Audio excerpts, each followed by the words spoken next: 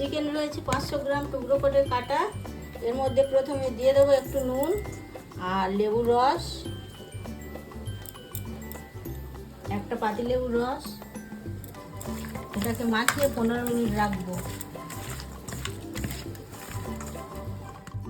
3 ঘন্টা ভিজিয়ে রাখা আতপ চাল, এর সাথে কয়েকটা কাঁচা পাকা লঙ্কা দিয়ে একটা মিক্সিতে দিয়ে একটা মিহি পেস্ট তৈরি করে নেব। আর এর সাথে দেব কয়েক গাঁট আদা, কয়েকটা রসুন আর দুটো মিডিয়াম সাইজের পেঁয়াজ কাটা। আর একটা দিয়ে দেবো এর সাথে ডিম একটা ভেঙে।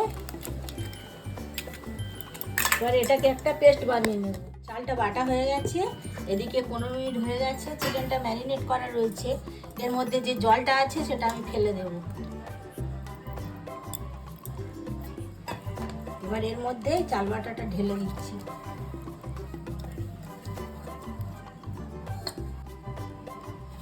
এবারে দিয়ে দিচ্ছি একটু নুন, পরিমাণ মতো, আগে একটু নুন দেওয়া ছিল।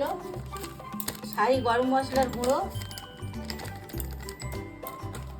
আর একটু চাট মশলা, এগুলো দিয়ে ভালোভাবে মাখিয়ে নেব। এতে ময়দা কর্নফ্লাওয়ার একদম লাগবে না।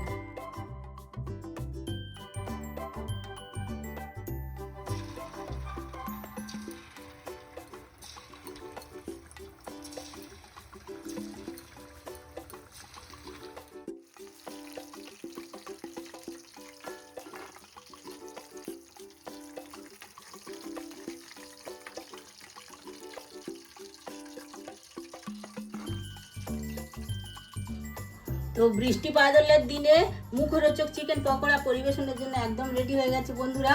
কম উপকরণে খুব সহজ পদ্ধতিতে করলাম। ভালো লাগলে লাইক, কমেন্ট, শেয়ার করবেন।